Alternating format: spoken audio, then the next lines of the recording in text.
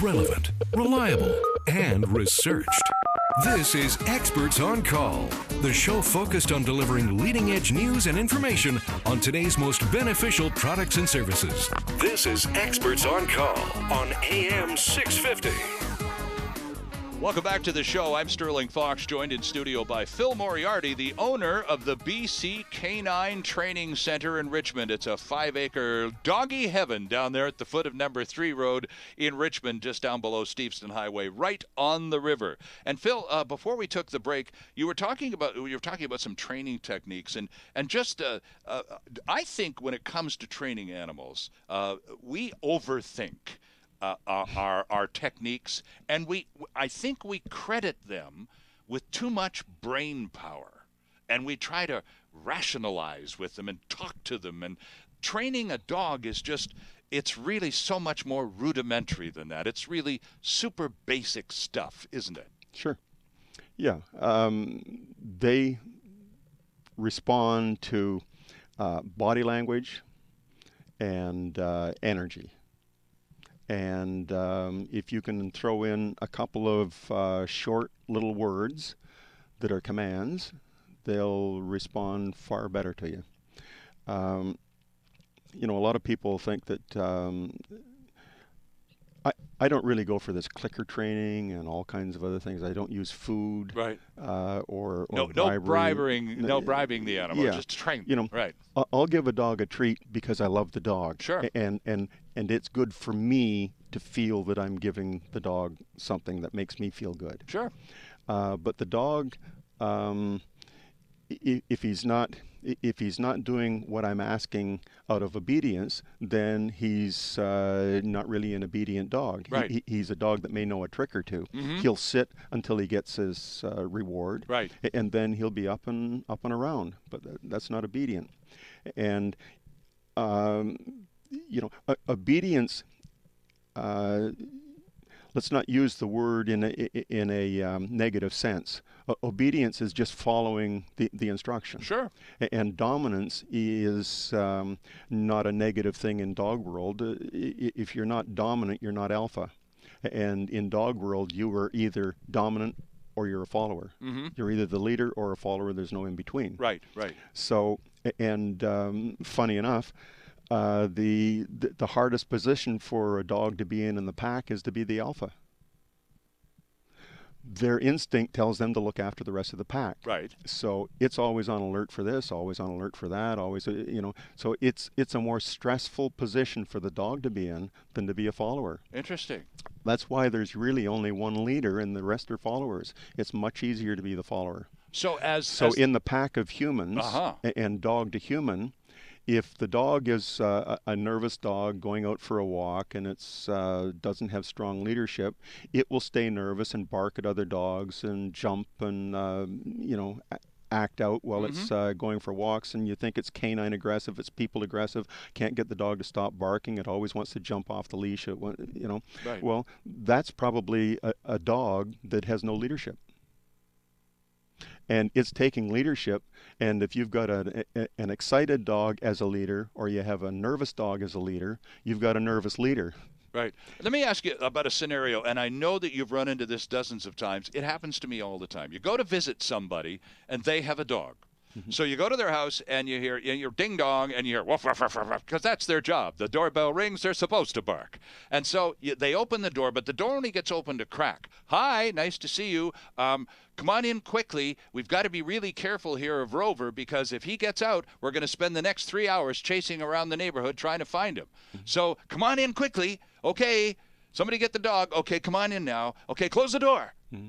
And I'm thinking, wait a second. If the door opens to your house, your dog is going to bolt like a prisoner running for freedom and not come back? How well trained is that dog, and what's the problem there, Phil? Well, there's a couple of things going on there. One is there's no leadership, so the dog doesn't know where it's supposed to stay. The other is when the doorbell rings, it excites the dog. Right. And the dog, isn't bolting out the door to be bad or to run away. It's bolting out because it's curious and it's excited. Right. And there's energy. And so remember before we were saying that dogs live off energy and the vibe that you give. Right. Now you're already nervous that the dog's going to jump outside. Okay. Now, as soon as the dog goes outside, you're all after it. Oh, come on, come on, come on, come on. Right. So now you're excited. The dog's excited. You're increasing the level of excitement, and it's a game for the dog now. Oh, okay. Right. Okay. Catch me, catch me. Yeah. Right. So if you just close that door and everybody else is on the inside, you watch the dog turn around and start scratching on the door. Right. But if everybody's outside chasing it, it's a big game for them. Okay. But you know what I mean. This happens. I'm sure you've been to scenarios like this where people they really, you can't open the door and say, hi, come on in, nice to see you, shake hands, and leave the door open. The dog is gone, just gone. But it doesn't know any different. Okay. So how is it going to learn some difference if you don't do something about it? So that would be So now you can create the scenario. You can have friends or whatever knock on the door or ring the doorbell, and you have a protocol that you want the dog to use. Right. So you rehearse the protocol with the dog so that the dog learns doorbell rings doesn't mean I race to door. Doorbell rings, I can go this far. And there's maybe an imaginary line, or there's a room that it can't come past, or the foyer, whatever the layout is. Sure. So that the door never opens until the dog is back to where he's supposed to be. You walk up to the door, the dog's going to race up there, you take it and back to, and you say stay where it is, have the doorbell ring again, dog races forward, back he goes, ring again, back he goes until the dog learns that doorbell rings, I don't have to go past this point. Right. Right? Now door opens. Dog's going to race forward again. Close the door.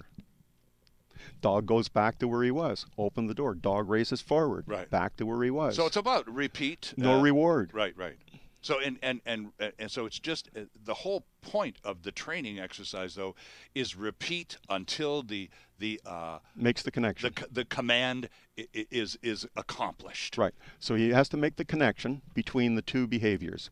The doorbell ringing is a different thing than a door opening. Absolutely. So he's got to get that first one. Right. And then the next one would be the door opening. He's got to get that.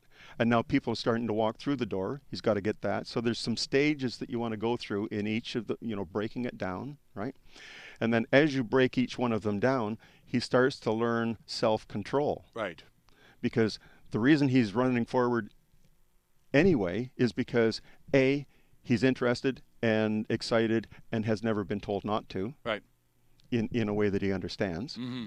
And even if he does understand, is he too excited to be able to behave? So you have to do it so that there's no reward until he stays where he's supposed to stay. The people come in, doors closed, everybody does their greeting, and then they can say hello to the dog. Mm-hmm. Mm-hmm. But the dog still can't come past that point. Otherwise, it all breaks down again, and dog thinks, okay, well, people are here. Why can't I go forward? I do go forward. Nothing happens, so I guess I belong here. Doorbell rings, back to the door he goes. But there's when we have a dog, one of the reasons that a lot of us like to have dogs around, Phil, is the security aspect. Mm-hmm. Even if the house is alarmed and you've got some contract and they'll call you up and talk on the speakers if somebody comes too close to your front door. Talking to the doorbell is different than acting on it. Absolutely, but we like that extra layer of security. If somebody's going to try and get into the house and make a noise, that dog's going to hear it, mm-hmm. and we are going to be alerted. Mm-hmm. The doorbell is the obvious part, but mm-hmm. any intrusive noise, the dog is. This is how the dog earns its chow. It keeps us protected at night. You can encourage that behavior too. Okay. And so it's just making walls. It's separating the one duty, the guard dog duty, which is why a lot of us have dogs. It's making the connection with the dog. The dog has to understand. Now, you can have some people go out and pretend that they're skulking around your house. Right. You're inside with the dog. Okay, when you go to the window, make a little bit of a scratching noise or something like that. And if the dog responds, if you want it to bark, the dog responds, good boy. Right. Good boy. Sure. So every time it hears a scratch on the window, it barks. Or, so you can build that layer. The doorbell, the dog barking when the doorbell rings is sort of redundant. Obviously, yeah. But a lot of them do. And it's just sort of that. So if you don't want it, right? So if you don't want it to happen, stop it from happening. If you do want it to happen, encourage it. Okay. So what do you want as the owner? Right. And that's what you want your dog to do. And that's how clear it has to be. Since you're king of that castle. Well, exactly. But, and you said that dogs respond to body language and energy. And if you're confused about what exactly it is you want the dog to do, how on earth can the dog ever be expected to figure it out? Exactly. So you have to become... It'll do whatever comes naturally to it. Right, and which is probably not what you want it to do, but then you never did tell it properly, did you? Exactly, yeah. Okay, so when we're doing this repeat if necessary thing, repeating is necessary, and repeating a lot is also necessary, isn't it? Until you can see the dog go, click, I got it. That's reinforcement. Right. Yeah. When we're talking, we need to take a break here. Dwayne's telling us we need to take a break. Oh, darn. Yeah, Dwayne. But body language and vocal commands, minimal vocal commands. Which of the two is the dog most likely to be keyed into? Your body language, just the vibe you're putting out? Do they just get it on that level before any vocalization occurs, Phil? Yep. Yep. It's that simple. Yep. If he can see you. Right. So then it's important in terms of organizing yourself to train the dog. If you do this, if you vocalize with the dog and give a physical signal at the same time you're making the vocalization, then the dog associates that behavior with that command and that sign, that signal. Exactly. Right. So that sooner or later you can drop one or the other. Right. And you can just use hand signals. Exactly. Right. Okay. And that's the way we train the dogs for, when we give we're healing, we're going to stop, and I want an auto sit. Every time we stop, I tell the dog to sit. Right. Gradually, you can stop saying sit, because every time you've stopped so far, you've sat. And so that becomes part of the behavior. Now do it and don't say it, and you watch the dog sit. And so it becomes part of the behavior, right? Okay. You wouldn't believe the hand signals I'm getting right now, friends. So we better take this break right now on AM 650.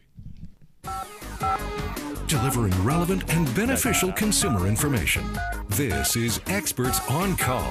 And there's more still ahead on AM 650.